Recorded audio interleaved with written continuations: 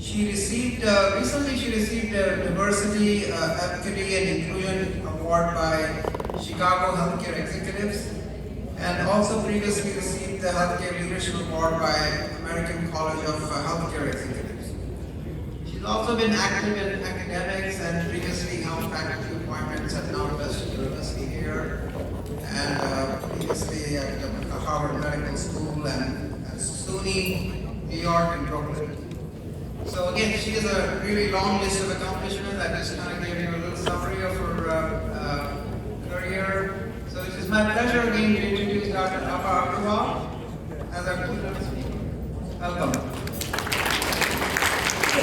Thank you, Dr.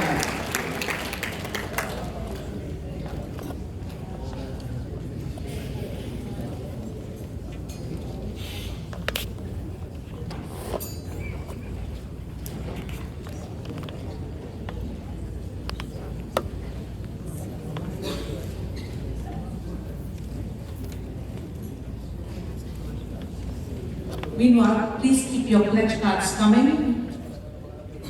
Good evening. That was an exhausting introduction, I can say. On a 1 square foot basis, I'm scanning that there is more.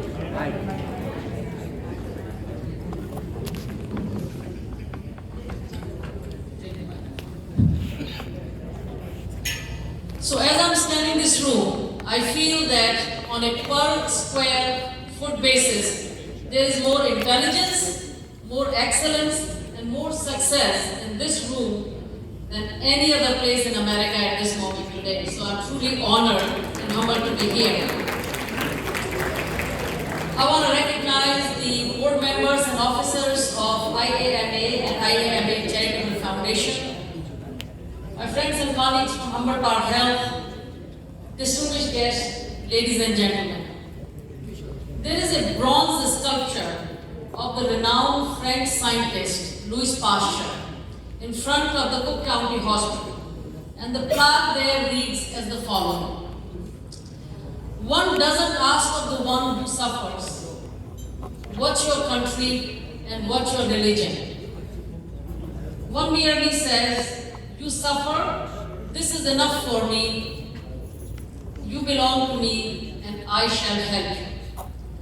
I'm sure you will agree with me that this plaque belongs in front of the IAMA Charitable Foundation Seva Clinic on Peterson Avenue in Chicago.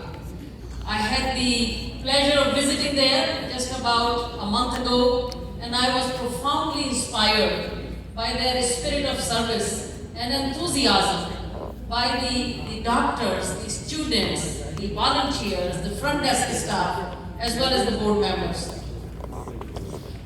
I'm relatively new to some of you. Dr. Praveen exhausted me with my intro, but I wanted to share with you maybe a little bit about my personal journey, professional journey, and also what lies ahead for healthcare, incredible challenges, as well as extraordinary opportunity for action and innovation.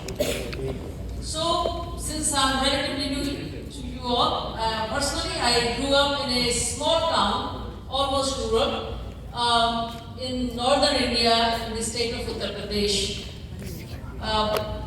30 years ago, I came to JFK Airport. At that time, I didn't know anyone, no friends, no relatives, no family members in America. So I started my life from a university-provided dorm room in Brooklyn, New York, on Flatbush Avenue, one of the grittiest neighborhoods in New York City. Soon I got my first car that I am very proud of, a totally beat-up Subaru van for a whopping amount of $700. And I remember driving on Bed Parkway in Brooklyn by Jamaica Bay. My windows rolled down, my rooftop was open because I had no AC in the car, and a hot summer wind blowing in my hair. And that was the true first experience of freedom I had in my life. And it's in that moment, America became my home. For possible. From there, I completed basic training, took a number of jobs, served in various leadership roles. And then, just over 10 years ago, another turn came. In 2012, I made the best decision of my life to come to this amazing city of Chicago, which has great people like all of you. I was actually called to turn around this struggling hospital, Norwegian American Hospital, on the west side of Chicago. This is the economic and health anchor for a very diverse and underprivileged community. Our task was to see whether we can save this hospital that's on the verge of bankruptcy. We were losing millions of dollars. Our quality and safety grade was at the lowest possible, which is an F on a scale of A to F. We had numerous citations from CMS and regulatory agencies. And most painfully, our physicians, our community, and our patients did not believe in us. So the task ahead for us was, can we save this struggling hospital? I think the most vital, crucial decision we made, which was the simplest, was that we will keep patient at the center of the universe in everything we do. And I believe that unlocked the key to our transformation. And we said we are going to do only two things. One is we are going to have excellence, quality, and safety of care as a moral, ethical, also business imperative. And second, financial stability, right? No margin, no mission. 10 years later, I'm thrilled to say, this is where we are. We are financially strong. My colleagues there would know, we have our safety grade is a robust B. But I want to tell you, as a child of Indian parents myself, and as my 12-year-old son sitting in the audience will attest to you, B is not a good grade at all for us, right? So, we are now striving to get to an 8. We have got a number of awards, Best Maternity Hospital, Best Telehealth Innovation. With the pandemic, we were one of the first ones to roll out telehealth as early as April of 2020. We did something extraordinary which actually resonates with what we are here today. 2 years ago in 2021, we changed our name and had the name now as Agrawal Health. And we added our tagline, which was truly the transformation. We call it Advancing Health Equity. Richest country in the world, and we have one of the highest number of disparities in health outcomes. Allow me to share some with you. If you drive 30 minutes from the rich neighborhood of Streeterville in the city to the poor neighborhood of Inglewood, you lose 30 years in life expectancy. So you drive 30 minutes, you lose 30 years in life expectancy. Another example, you take 7 stops on the L-track train. You go from the Loop to East Garfield. 7 stops, you go back 7 decades when it comes to life expectancy. You go literally from Japan to Bangladesh within a matter of 7 stops on L-trains. Why is that? It's because only 20, many of us are physicians here, myself included, we think what we do is the most important thing for the patient. But the reality is only 20% of the health outcomes are determined by what we do directly one-to-one patient interactions. 40-50% of a patient's health status, an individual's health status, is determined by what we call social determinants of health. The biggest one is access to care, access to insurance, which is the problem the Charitable Foundation and Seva Clinic are solving. There's access to food, transportation, safe housing. So only when we address those social determinants of health can we have a shot at truly equitable care, which is everybody achieving their best health potential. Dr. Harsu mentioned this a little bit.